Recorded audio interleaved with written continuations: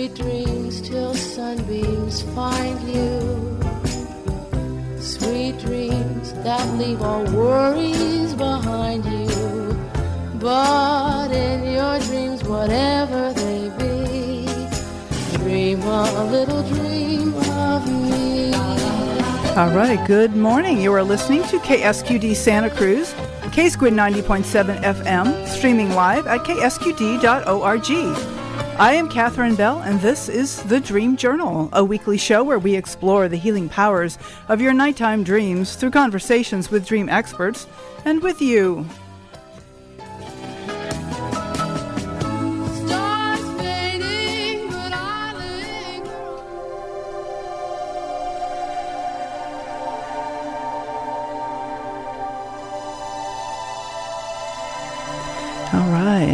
Today's music, created fresh for you by Rick Cleffel, is called Trigeministerial.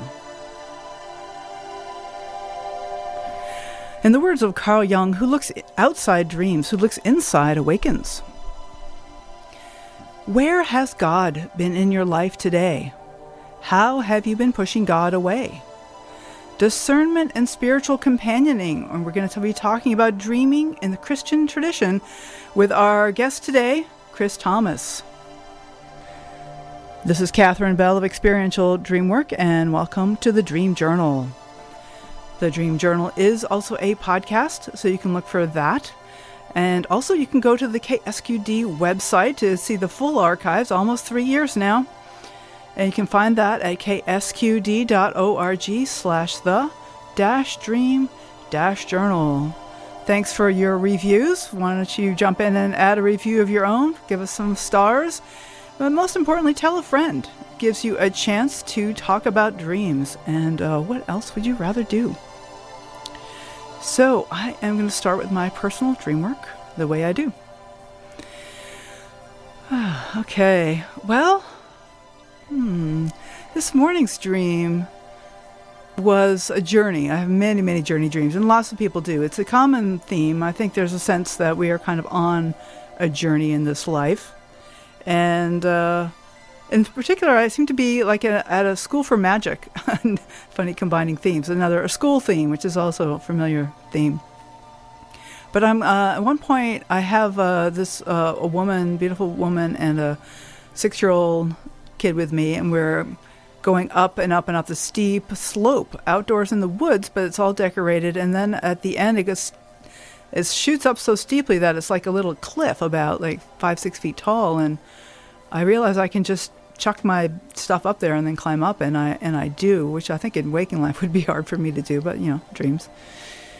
And so what is it? I haven't really begun to mull over this dream. It just popped into my head. Something about the journey and, going up. Is there some kind of, hopefully, I don't know, up can be a good thing, down can be a good thing. Up can be toward the spiritual, down could be toward the soul or going deeper. And I don't know that we need to have judgments about that. Dark or light can be good or bad. But there's something about going up and just getting to this crux where I kind of hop over the edge, and it's doable. I love that I don't get stymied by this wall. I can just throw my stuff up and then I go. There's an old kind of a joke that if you get to something you're not sure you can do, like a fence or something, you throw your hat over it, and then you'll go because you want to get your hat back. So I kind of did that in the dream. And so there's something about throwing my stuff up over the edge. Maybe, about writing this book. And like I read a bunch last episode about this book I'm working on, and there's something about committing myself, even if I don't know what I'm doing or if I can do it, just go ahead and commit myself and see what happens. So that could be a dream for anybody out there listening. Just make a start and see what happens. Why not? What else are you living for? So there will be call-ins during the last 20 minutes of the show, but you can also email us at any time. And Rick Cleffel is here managing the board, and he will be checking the emails. And you can send us an email at onair@ksqd.org. That's ONAIR @ksqd.org. So you're welcome to send us a question or a dream or any kind of feedback. So our guest today is Christopher Thomas. Let's say hello. Hi, Chris. Hi, Katherine. How are you? I'm doing great, thanks. So good to hear from you. Chris is calling from Toronto. And let me read a little story about Chris that he sent me, which I love here. Raised in a traditional Roman Catholic home in Canada, Chris Thomas felt a call to the Catholic priesthood, but was led to study architecture. He is best known for his study of the Lincoln Memorial in D.C. Chris became fascinated with dreams and dream work, and in 2009 began to work on his dreams with Bill St. Cyr. Since then, Chris has returned to the study of theology and his relationship to what we are shown in dreams. He is currently enrolled in the program in spiritual direction and dream work of the Haden Institute of Asheville, North Carolina, which trains spiritual directors and dream workers committed to seeking the Holy Spirit's guidance along lines proposed by Carl Jung. So yes, Carl Jung is definitely important in Haden, as well as all the dreaming and Christianity. So we had a show with Chris. I think it's been a year and a half ago. So I'll link to that in the show notes.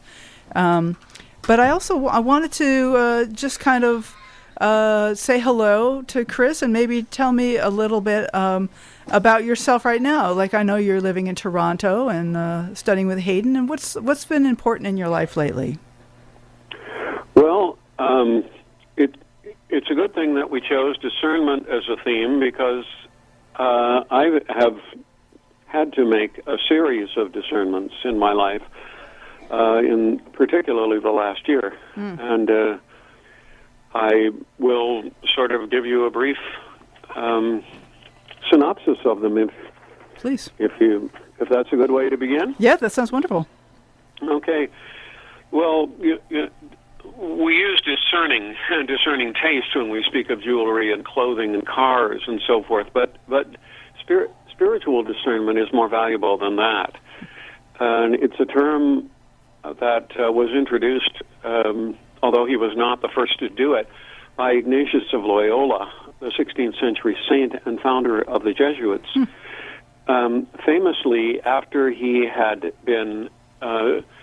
leg had been seriously injured in the Battle of Pamplona, and he was in recovery, he called for books and to be brought to his bedside, and he was very drawn to chivalric romances, but he found that after reading them, he was excited by them, but he didn't.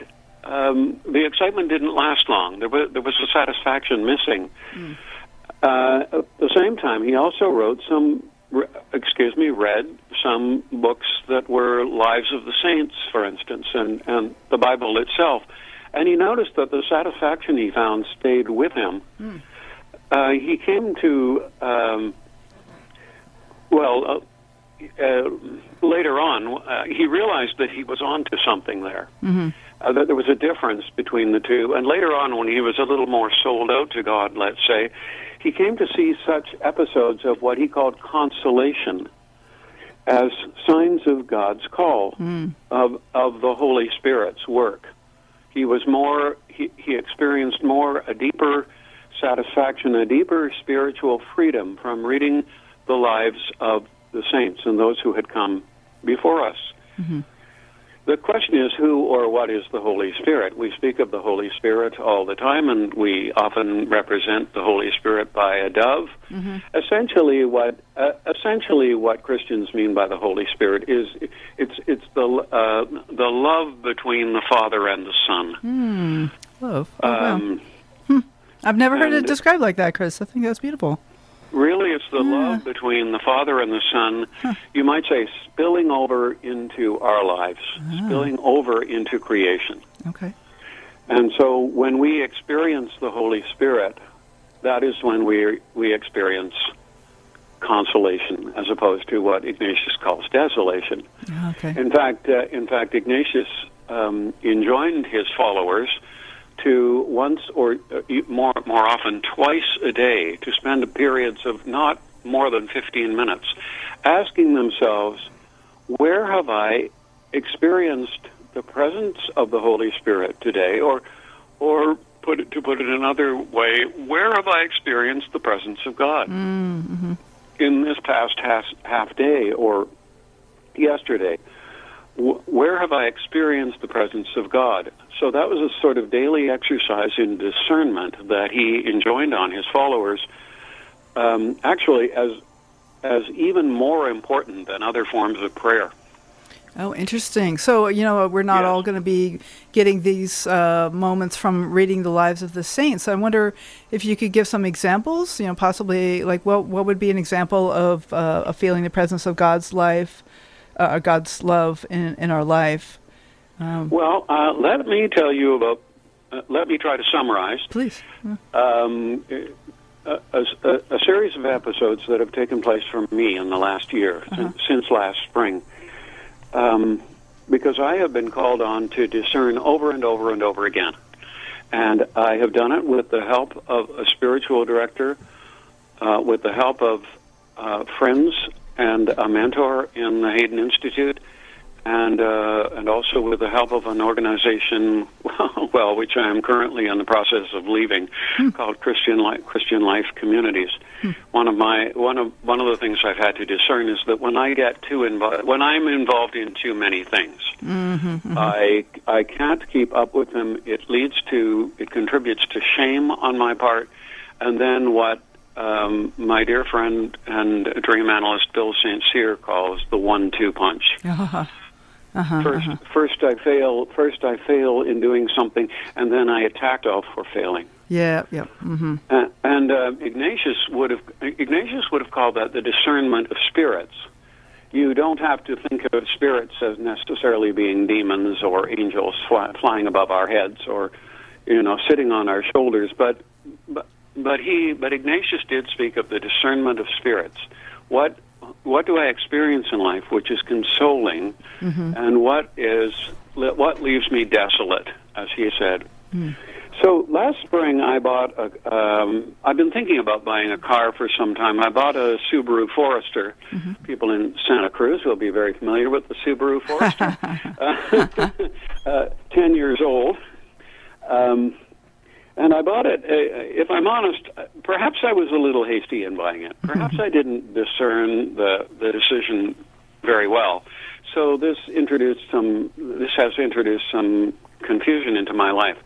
But it added $10,000 more to my debt, a $200 payment monthly, plus registration, insurance, parking, maintenance, fuel, and so on. So the first discernment I had to make after I had paid it was, do I keep it? Then I felt led to try using it for some trips. And you can imagine that an all-wheel vehicle has some advantages in northern Ontario and eastern Ontario. Very snowy there. And I had a good trip to Ottawa in July, August. I hate to mention Ottawa right now. It's the city that's full of trucks. Oh, yes. And I felt like using it again, and I made a second trip to Ottawa in the fall. Then I thought of coming west, going west to Vancouver Island, where my kids and my grandkids live. But fuel was just too expensive.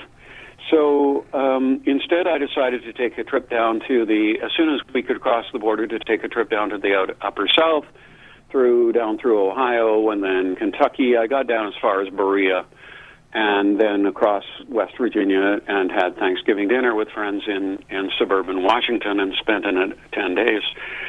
There was I felt a kind of synchronicity to this trip, you might say. That's another Jungian term. And it's another word that has some meaning in Christianity, too. Maybe synchronicity is something we could speak of in another session. Then the trip involved a number of repairs, blowout on one of the interstates. And so I began to ask myself, surely this is crazy, Lord. Am I really to be driving this thing? Does it really enrich my life, or is it adding too many complications to my life and budget? To abbreviate a long story, in the midst of this, really realizing I need a part-time job when I get home, and I fell a few weeks ago into a courier company. It pays very poorly, but I've decided to string it along for a few months, despite the fact that a little slip of the tongue there, perhaps. Well, despite the day I was to start was the heaviest. We had the heaviest snowfall, 2 feet, that I can remember in Toronto in decades. And also the beginning of a series of extremely cold days, sometimes below 0 Fahrenheit. This has not been an easy little job to take on. So I've had really a whole series of discernments to make. Right. Whether I'm going to continue in or rather rejoin CLC, Christian Life Communities, which I temporarily took leave from last fall while I was traveling, and the car, of course, and I'm coming to a recognition with the help of Lane, who is my mentor in Haden, that disorder has a way of creeping into my life. Bill St. Cyr sees it a little differently. He observes that I'm growing more peaceful in my life, but I have a way of taking on too much. And as I explained, that triggers shame in me, then panic, then the 1-2 punch of self-criticism. Right. Well, I want to say, Chris, that I have known you for a long time. You mentioned that you got started in the dream work around 2009. That's about the same time I joined that same organization. So exactly. I might have met you right about the time we were both brand new, and I have seen quite a bit of evolution in you. The balance between consolation and desolation that you're talking about with St. Ignatious here. It seems like there's been shifts. There's been shifts, for sure. And, we all experience consolation. We all experience desolation. But, is there like a kind of a evolving ratio that happens here through our life? I mean, I'm wondering how this ties in with everything. Yeah. I think so. And the next question that I'd like to look at is, and if so, how do dreams help us here? Yes. Now, when do we need to break? Well, let's just do it right now. I think this would be a natural place for that, and then we'll get into the dreams right after the break. You're listening to the Dream Journal. My name is Katherine Bell. This is the Squid, K-Squid, 90.7 FM, streaming live at ksqd.org, and we'll be opening up the phones in about 20 minutes. Right now we're talking to Chris Thomas from Toronto about spiritual discernment and dreams in the Christian experience.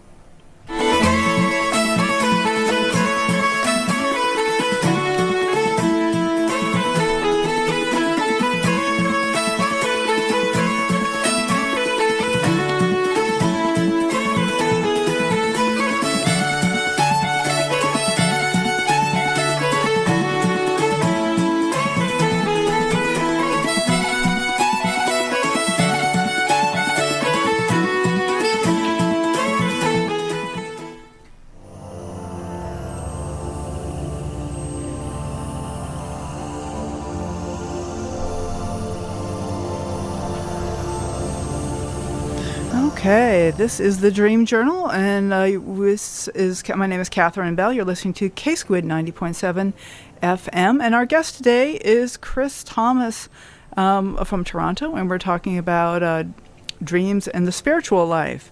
And now we've been talking about consolation versus desolation in St. Ignatius, and we would just like to talk now a little bit about how do dreams help us navigate? How do they help us discern? Well, I'm just going to take one example of many of a dream that came to me this week and that I've had a chance to work with Bill on. And Bill may well be listening. So the question is, and if so, how do dreams help us?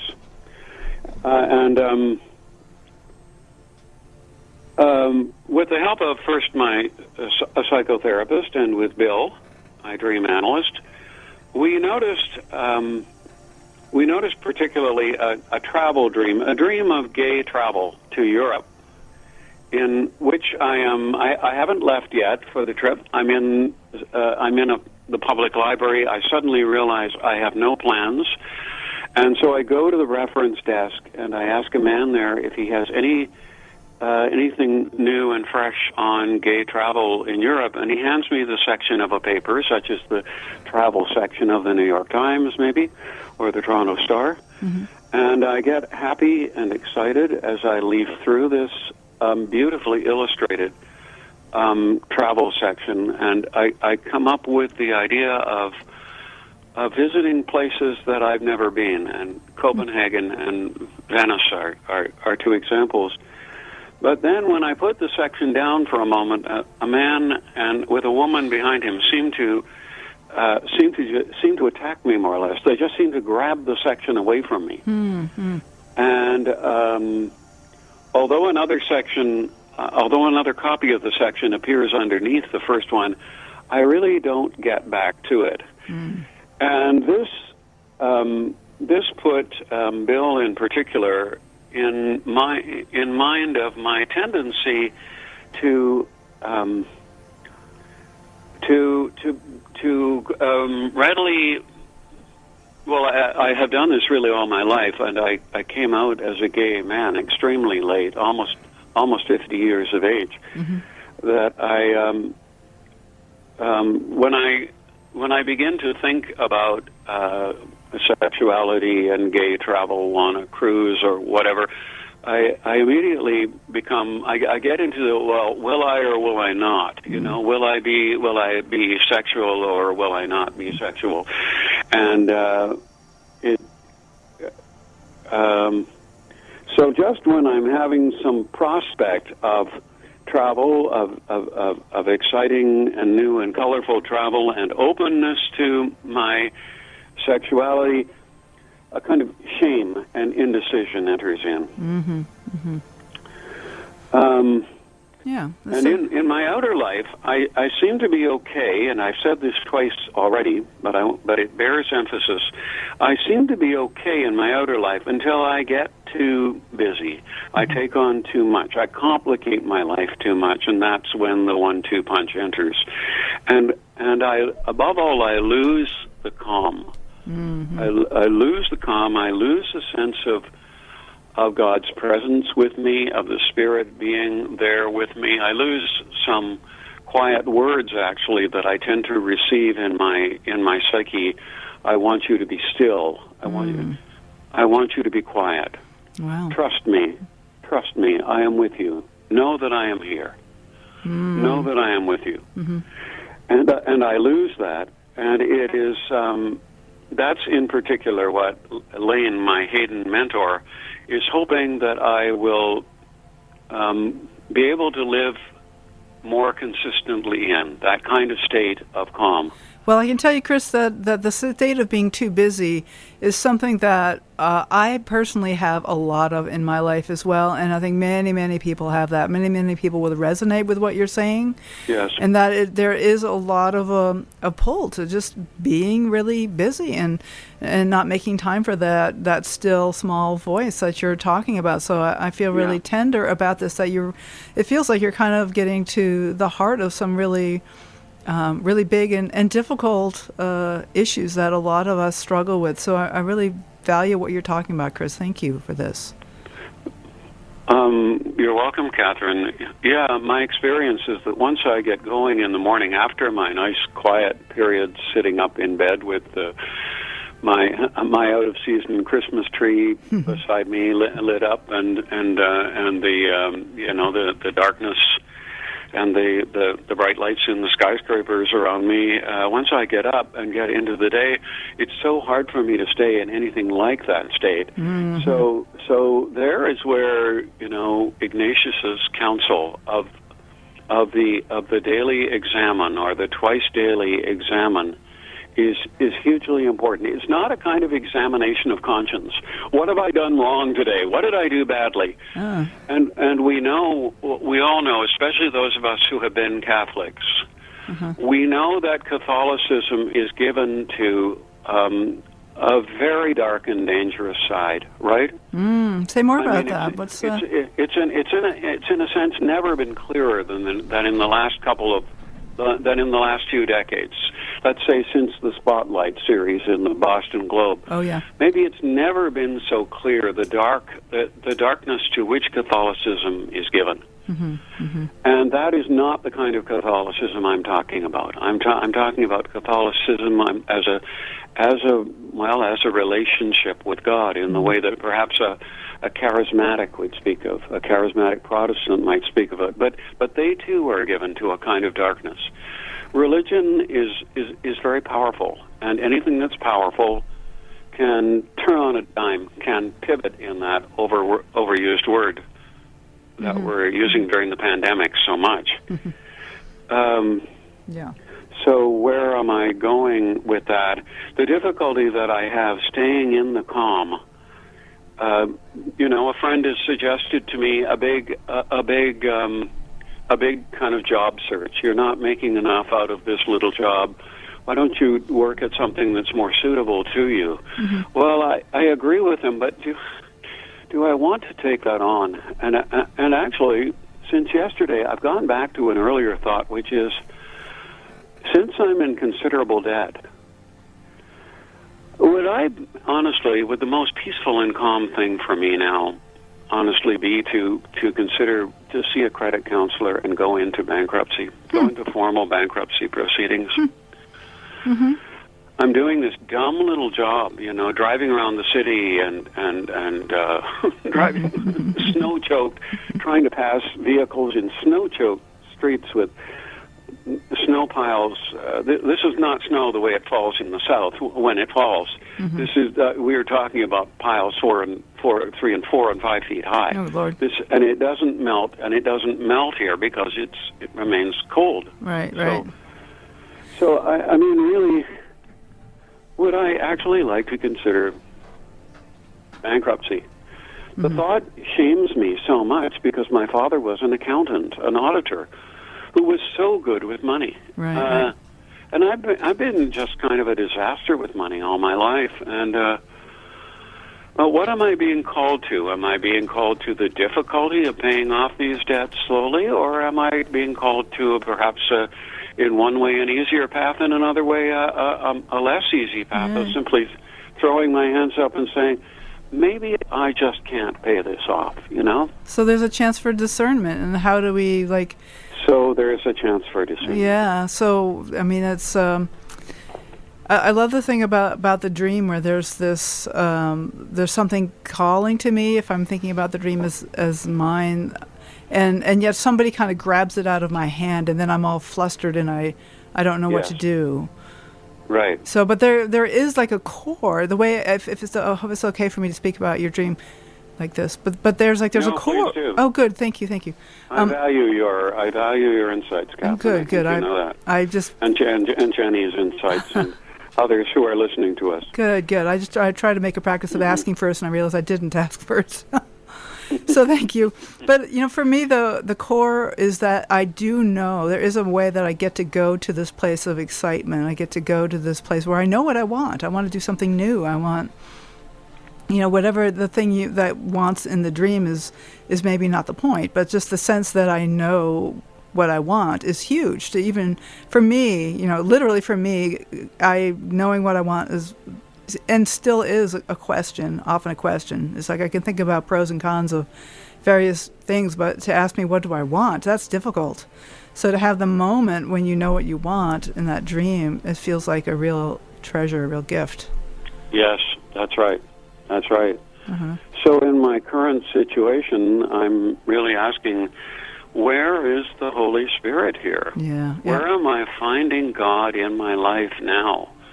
Not a punishing God, not a hard, dark kind of,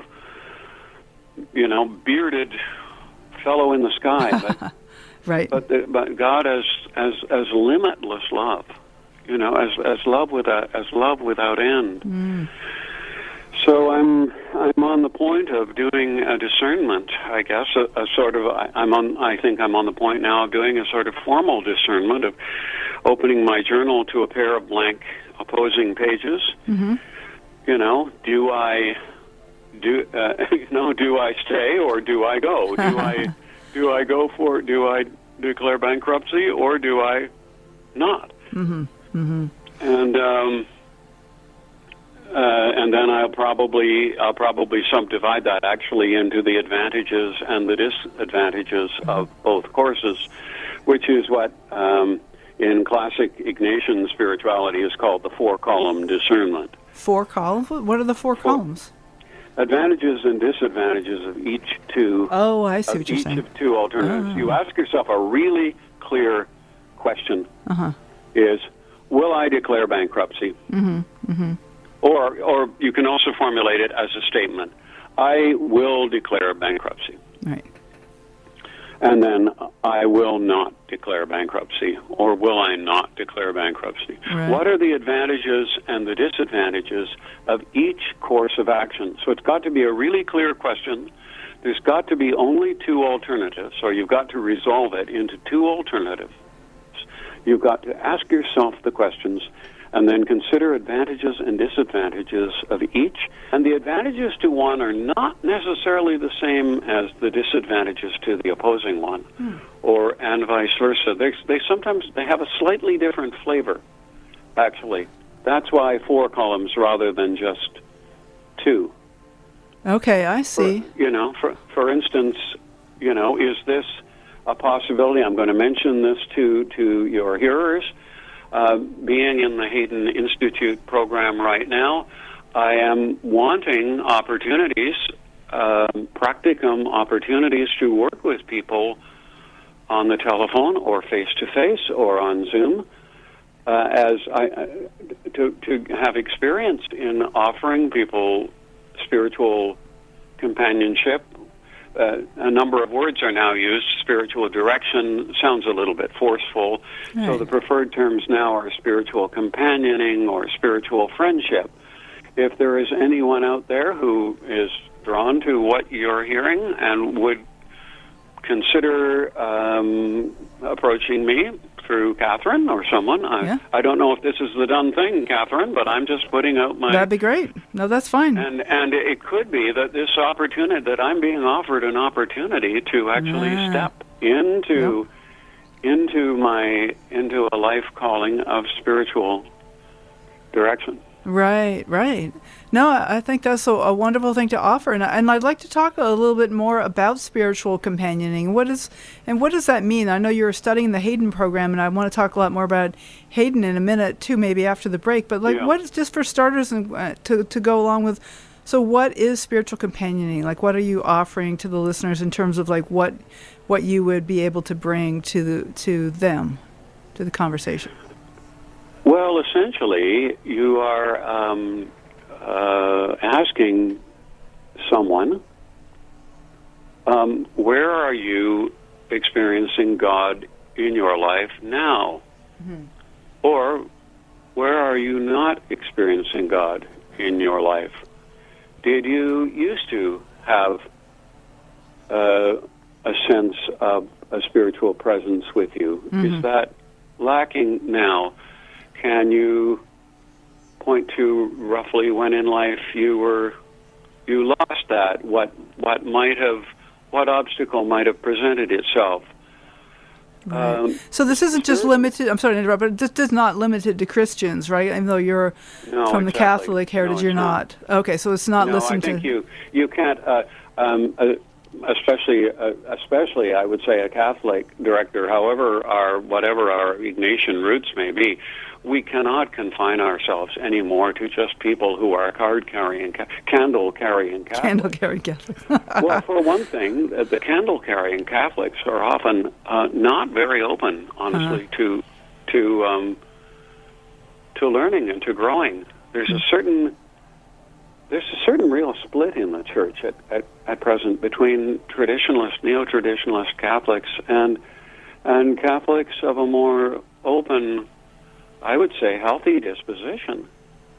But then there are so many other, there are other denominations of Christianity. There are other religions in the world. There are people who would call themselves atheists, and yet in some way they've experienced. We've experienced some sort of spiritual reality, and want to go deeper into that including exploring our dreams. So what I would bring, I guess, is a spiritual, maybe a more explicitly spiritual side to the question of working with dreams. So it's about asking the person what their spiritual experience is and what they, Yes. they want it to be and where they're struggling. Yes. So it isn't about telling them. No. Okay. Wow. No. That's great. That's why spiritual direction is not as popular a term as it used to be. Right. Well, it's like dream interpreter. Friendship or companioning. Spiritual friendship. Companioning. Yeah. Being a companion along the road. Putting my hand on your shoulder as you walk along. Doing so approximately once a month. Let's say. Right. And not giving you the answers, but actually, the spiritual director today needs to be extremely good with quiet. I would say with calm, with listening. Right. Yeah. No, that's helpful. I'm glad to hear that. I love the spiritual friendship, and the idea of the hand on the shoulder. So, Chris, I want to take another short break, and I'm going to play another piece of music. And this one is from the St. Louis Jesuits, Sing All the Earth. We let folks know that we're listening to the Dream Journal. This is on KSQUID 90.7 FM, streaming live at ksqd.org. My name is Katherine Bell, and guest is Chris Thomas, and the phones are now open.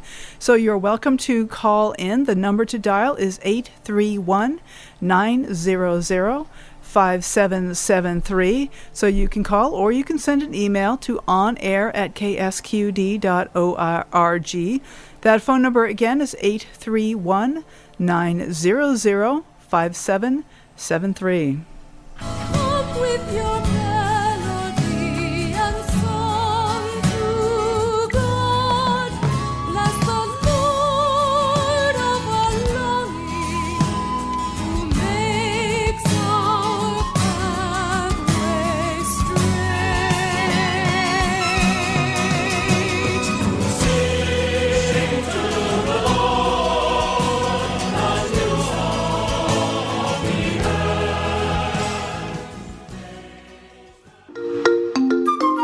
You're listening to KSQD Santa Cruz, KSQUID 90.7 FM, the ink spot on your dial.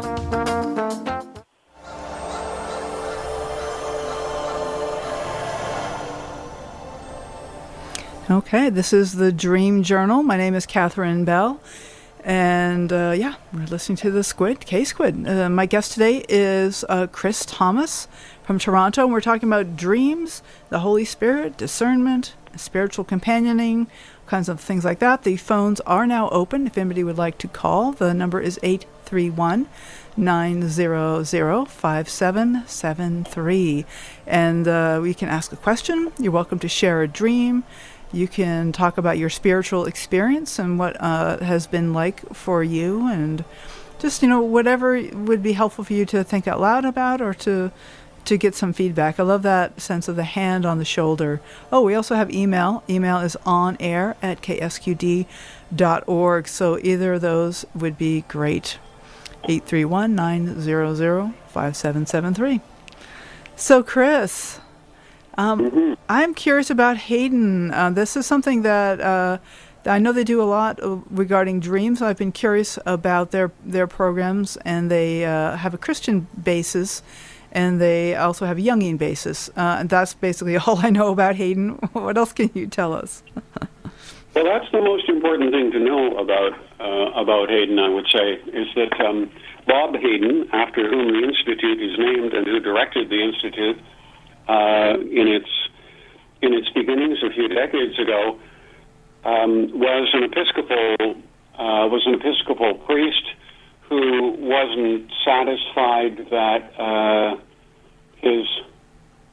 he was reaching that religion, that Christianity as then practiced, was really reaching many people, especially younger people, since the 60s and 70s.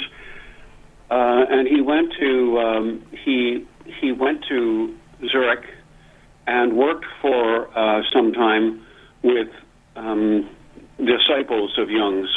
I don't know who in particular, and he returned and founded this institute, bringing together the archetypal thought of Jung and the transcendental dimension of Jung with his Christian faith in the triune God and Christian disciplines and Christian community and so forth.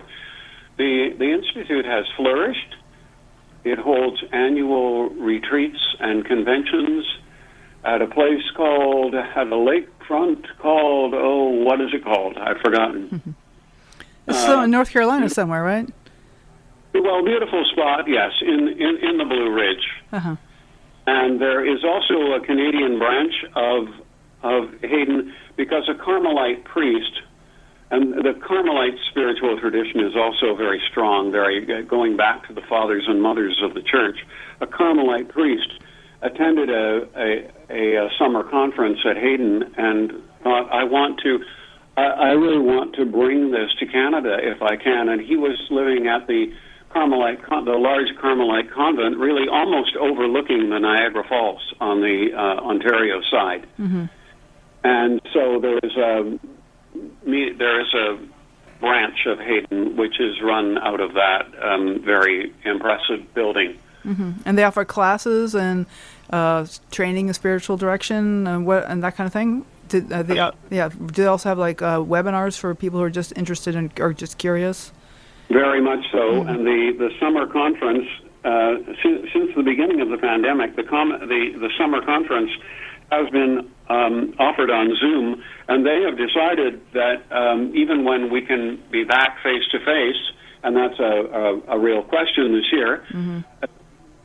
when we can be back face to face in North Carolina, they are going to continue the Zoomed version so that people everywhere can attend. Interesting. Well, I keep thinking one of these years I'll actually show up with that, and if it's a Zoom, it's more likely that I'll be able to do that. So that's good to know. And do you know, is it going to usually in May or June? What year the conference is going to be this year? The summer conference is held in the second half of May. Okay. Uh-huh. Yeah, and for more information in the short term, HadenInstitute.com has. The site has components that are open to people who are currently taking programs with the Institute, and programs and information and programs and explanation for people who are getting interested in this sort of marriage of Jungian archetypal wisdom with their Christian, or perhaps even their Buddhist, their certainly their Jewish heritage. Mm-hmm. There's so much. It's very rich. It's a very, very rich field. There's a lot of writing on the field now. So there's bringing spirituality into the dream work. I really appreciate that. I think that's something that is very powerful. I'm certainly traditionally the dream spoke to people through, the Bible. Lots of stories of God speaking through dreams, and a lot of traditions that we receive wisdom through dreams. So why not make this a spiritual practice as well? I find my dream work is a spiritual practice. And God, the same yesterday, today, and forever, doesn't change in that way.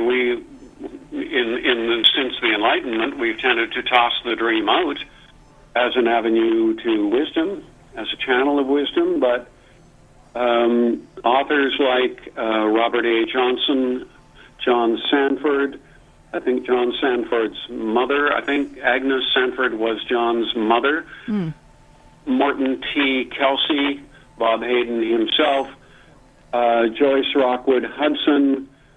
These are some of the writers, and I can repeat them later, or you can put them up if you want later, are among those who are showing us the way to bringing these currents together, to synchronicity actually between the two streams. Right. Okay. Mm-hmm. I love that.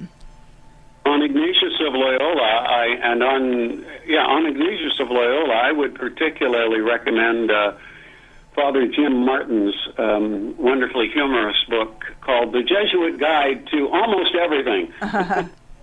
Father Jim Martin is a truly healthy Catholic teacher, supportive, loving. He is actually part of the movement to help the church reconcile with its LGBTQ members.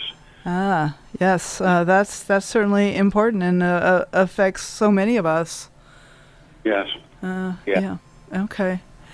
So, I just want to let folks know the phones are open. If anyone wants to call, 831-900-5773, or an email at onair@ksqd.org. And so, Chris, where are you at now? What is, we talked a lot about, we started out with consolation versus desolation and discernment and spiritual companioning. What is speaking to you now? What would you like to talk about? I have a few items here, but I want to just check in with you. Like, where are you at right now with the conversation? Just in your body and your mind. Mm-hmm. Well, I feel surprisingly comfortable. You do seem calm. Yeah. I prepared a lot in advance, and I thought maybe I'm over-preparing, but actually I'm glad that I did prepare a lot, because you have to prepare a lot in order to extemporize well. Mm-hmm. That's right. You have to throw something to throw out. It's like what Father Richard Rohr, the Franciscan, says, that in the first half of life we build our ego, we build our ego strength. In the second half of life, we have to surrender it. Spirituality for the second half of life is a spirituality of letting go, of surrender. Mm-hmm. More than I was a highly fast-paced, highly thought of academic, attending conferences and the College Art Association and Society of Architectural Historians and so forth, several conferences in California, in fact. But now I hardly belong to those organizations. And you're a professor for many years, too, so you're teaching and preparing class notes, and that sort of thing must have been a huge part of your life for a long time.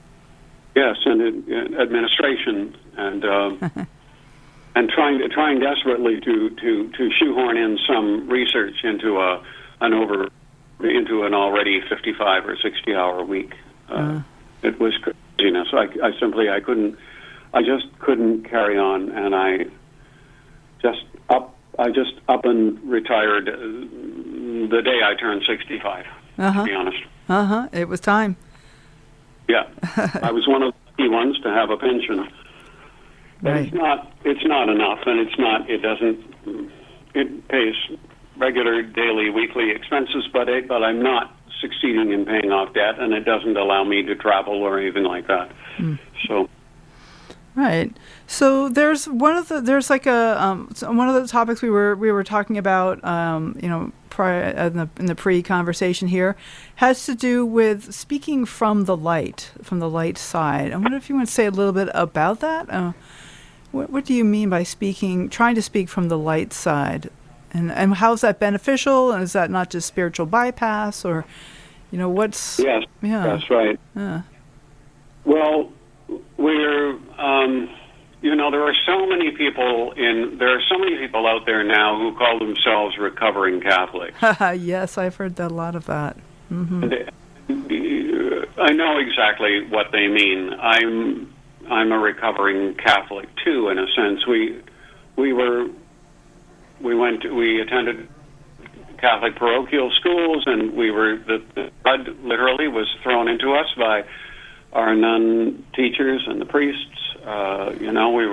There was some of the discipline administered in Catholic schools was outright violent. Yes. And of course, now we know that the abuse extended to sexual abuse, extended very widely to sexual abuse. Yep, absolutely. Where was I going? Oh, with that? the light side. Speaking from the light side. Because I want to say, Krista, you could describe yourself as a recovering Catholic, and yet you also still attend masses, and you've been a recently member of these Christian life communities and considering rejoining. So you use the word recovering, and yet there's some ways that there's activeness as well as recovering. Well, any Catholic must recover from any Catholic over, let us say, 40 anyway, must recover from the really dark, negative teaching, the over strictness, the authoritarianism, and the unreasonableness of some Catholic moral teaching. But the point is, will I recover from that outside the church, or will I do it inside the church? Okay, right. So you don't discount the church as an institution just because some of the practitioners have been, reprehensible. In some ways, it's harder to do inside the church. Yeah, I bet. What usually happens is that we meet someone or some group of people that show us that show us a more hopeful side. That show us the loving side of the message of Jesus. Right. Who was Jesus? Essentially, apart from the doctrinal questions about was Jesus, that Jesus was God and Jesus was man. I think the point which is making the most difference to people today certainly is that Jesus came to show us the Father's love, to show us the love of the Father. That he is a kind of human manifestation of the face of God, of whom we no longer need to be afraid. God comes to bring us liberty, to bring us freedom, bring us healing, not to bring us condemnation. So that's what I mean by the light side of Christianity. Right. Many churches, many churches, actually the Second Vatican Council of the early 60s in the Catholic Church was an inspiration for many Christian denominations. It was really then that many Christian denominations began to revise their teaching or their emphasis in the direction I'm pointing to. Right. A loving, positive message. He wants us to cast off fear, not to dwell in it. That is what makes, for instance, conversion therapy for young and lesbian folks so dangerous. Yes. It's so awful. It's what actually has caused the Canadian government to render it illegal. Well, it should be. Yeah.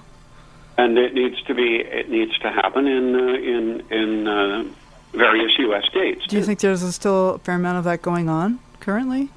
Yes. Oh, good Lord. Really? Seriously? Just Google conversion therapy. Especially in the Deep South and parts of the West, especially in the reddest of the red states. Right. Well, there have been many things perpetrated in the name of any religion, of the many different religions, which Christianity is one, and yet there is at the heart this sense of love. Whatever gender you make you think of God, or no gender at all. Of course, it's just kind of a placeholder, in my view. But there is a sense of the personal relationship, and then there are these figures that show up in dreams that do seem to be some kind of representatives of God. Yeah. Has been my experience. Yes, we call the animus figure the man, the guide figure or the teacher figure. Sometimes in quite surprising, even ridiculous, almost motley seems to have a lot to do with them, with the male, with God in a male figure, but also then the anima figure, the woman who appears, seems to show us the female face of God too. I mean, right. Feminist theology and feminists, the women's movement as applied to in the churches is a great treasure. It's a great gift to us all. Mm-hmm. God obviously is not male or female. St. Paul says that quite openly. Neither slave nor free, neither male nor female. Huh. Of course not. Oh, I hadn't heard that quote. That sounds right to me. What I like about the they. The they. God is, the Holy Spirit, by the way, is very often, and likewise in the wisdom tradition of Christianity and Judaism, the Holy Spirit is very often thought of in female terms. Wisdom is a woman who comes to us and speaks to our mind and our heart. Mm-hmm. Wow. So, Chris, this is fabulous. I'm wondering how listeners can always get in touch with you through me, but also how about you? How can listeners get in touch with you? Do you have an email to give out or a webpage, phone number? How can folks get in touch with you if they want to take you up on that free practicum of spiritual companioning, or just to ask you questions, to share their experiences? Well, I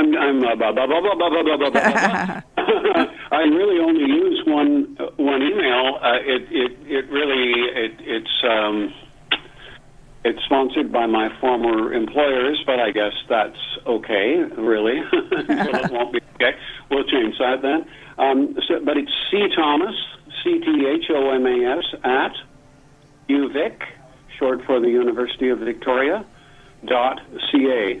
CThomas at uvic.ca. I probably should be using a Google, but for now, I'll give you that. And I'm also willing to give you my cell number, okay, which is area code 416. And by the way, the Canadian and American phone systems are fully integrated, so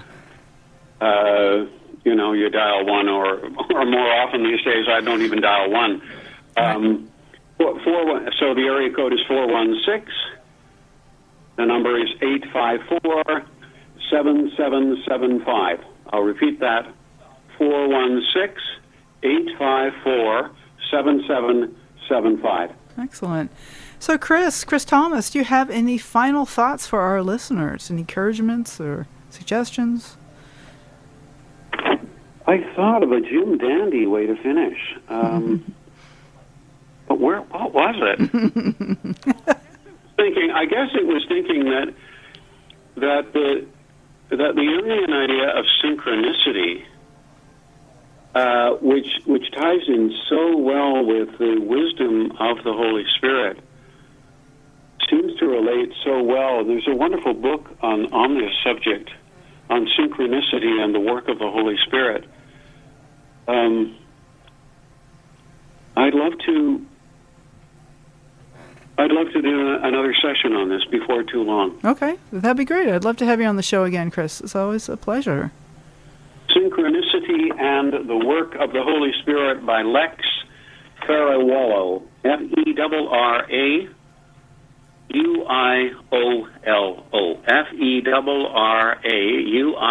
Ferrawuiollo, like the Renaissance painter Paula Wallo. Oh, okay. We never know how to pronounce when we find it in the art history text. Paula Wallo. Okay. Ferrawuiollo. Chris, this has been great. Thank you. Thank you so much. You're very welcome, Katherine. All right. Well, take care. Talk to you soon. It's lovely being with your folk, and maybe I'll just come in more often, just as a friend, Oh, that'd be great. Okay, cool. Thanks. Bless you all. All right. You too. Bye. Enjoy your warm weather. Rubbing it in. So, with the snowdrops and the crocuses coming out now, have a good time. Okay, thank you. All right, bye. Bye. So next week we have as our guest George Ludy. He is a friend from the IASD and fellow member of the Ethics Committee. George is a psychologist who lives in Massachusetts. We'll be talking about his personal journey with his dreams and also about his ideas around ethical dream sharing. So next Saturday, yes, there it is. That's what I wanted looking for. I'm Katherine Bell, and this has been the Dream Journal. Thanks for listening. You can contact me at Katherine@ksqd.org, KATHERINE@ksqd.org. So I'd like to thank Rick Kleffel, Tony Russamano, Eva Milady, all the donors to the station. And when you wake up tomorrow morning, take a minute to look within. Do you remember a dream? Write it down and bring it to the next Dream Journal. I'm Katherine Bell, and you are listening to KSQD Santa Cruz.